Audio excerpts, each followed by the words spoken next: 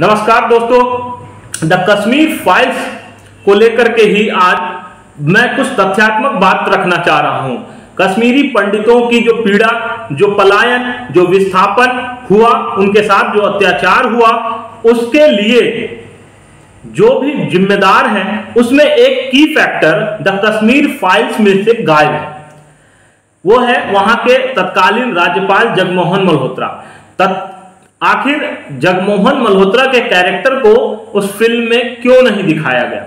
दिखाया जाना चाहिए था। हालांकि ये निदेशक का, फिल्म निर्माता का अपना विवेकाधिकार है, विशेषाधिकार है कि वो किस कैरेक्टर को दिखाएं, किस कैरेक्टर को न दिखाएं, लेकिन उस कैरेक्टर को भी दिखाना जो उस समय की पोजीशन पे था, उसकी क्या गतिविधि थी, उसको दिखाना बहुत जरूरी समझता हूं।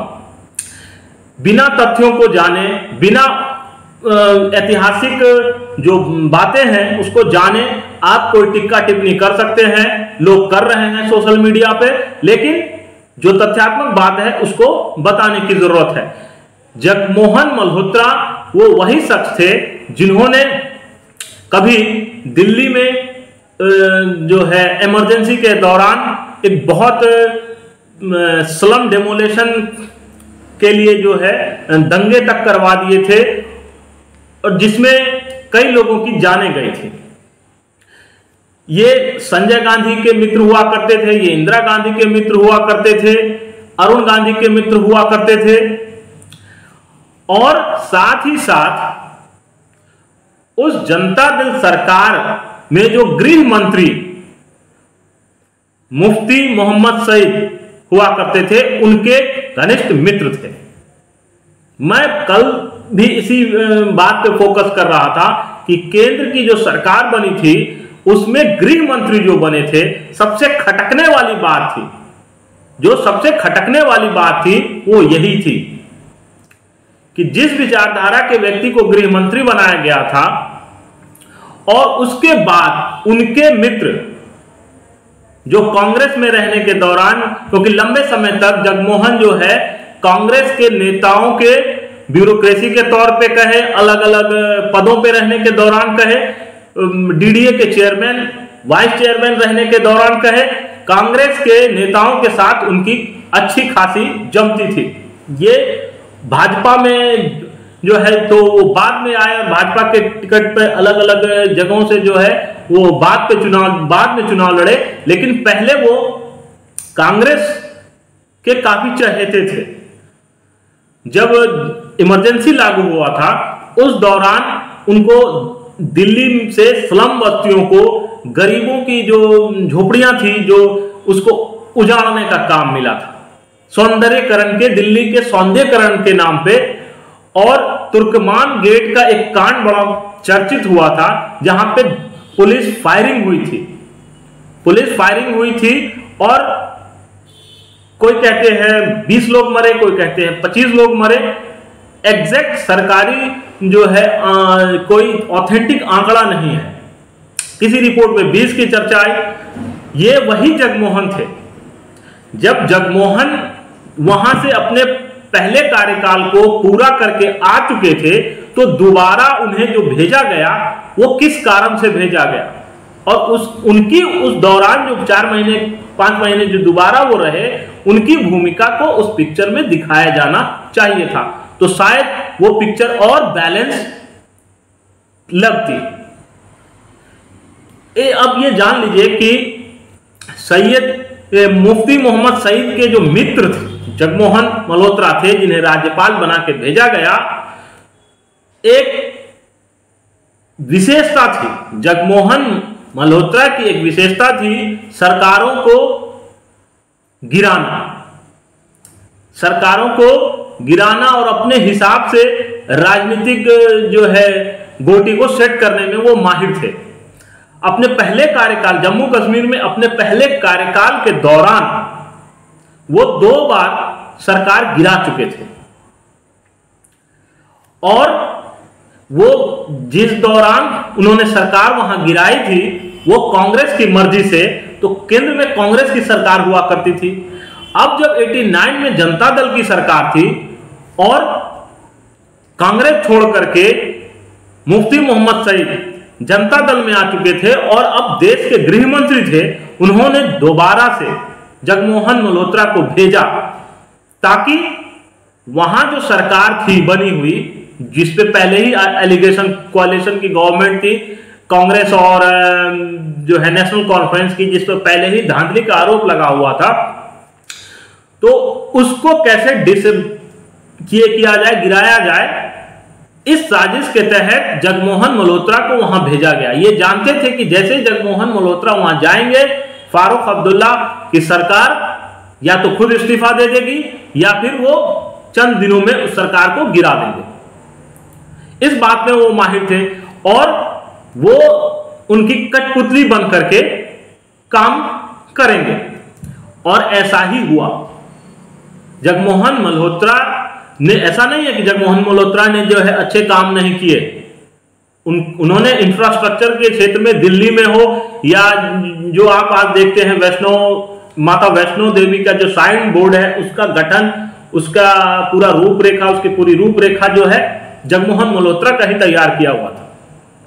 लेकिन वो एक शार्प डिप्लोमेट, एक सातिर आप समझ सकते हैं कि राजनीतिक गलियारों में कैसे एक अधिकारी जो है चीजों को मैनेज करने में माहिर होता है, उस तरह के वो व्यक्ति थे।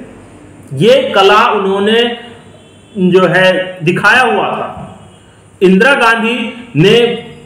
गांधी ने जो है उनका इस्तेमाल पहले भी किया था इन चीजों के लिए, जब खालिस्तान मूवमेंट वगैरह भी बहुत ज्यादा जो है पनप रहा था, उन चीजों को शांत करने के लिए। तो कुल मिलाकर के मेरा यह कहना है कि जगमोहन मल्होत्रा के कैरेक्टर को जो गाइड हो रहे थे तत्कालीन गृह मंत्री से, जो पहले ही सेपरेटिस्ट सोच के थे, उस कैरेक्टर को इस फिल्म में दिखाया जाना चाहिए था। बाकी तो सबकी अपनी अपनी राय है, कोई कुछ कह रहा है, कोई कुछ कह रहा है, लेकिन कश्मीरी पंडितों के दर्द से, उनकी पीड़ा, उनके विस्थापन से बिल्कुल भी जो है इनकार नहीं किया जा सकता है। ये बात सही है। उस फिल्म में बहुत सारी चीजें ऐसी दिखाई गई हैं जो जितना क्रूरता से दिखाया गया है, उससे ज्यादा क्रूर रहा।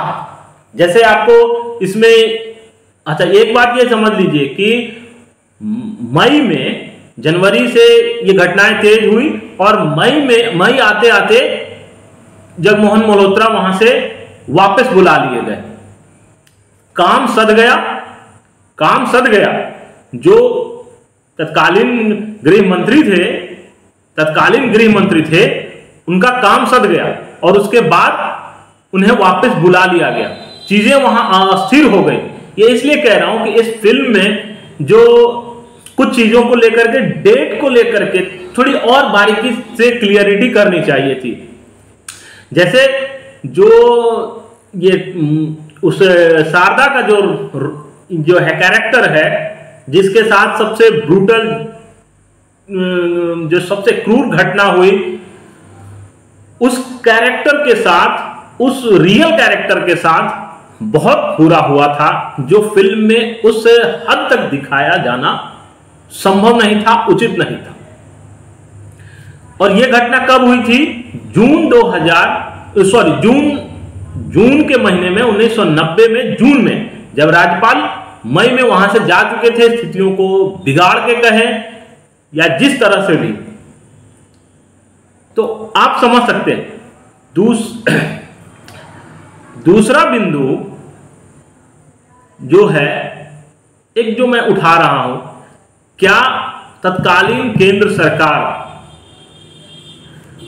उसको रोकने में जानबूझ करके, क्योंकि की पोजीशन पे थे मुफ्ती मोहम्मद सईद, की पोजीशन पे थे, जानबूझ के ये चीजें होने दी गई और पूरे देश में इधर चीजों को, उन घटनाओं को बहुत जो है उभार करके बाहर नहीं लाया गया।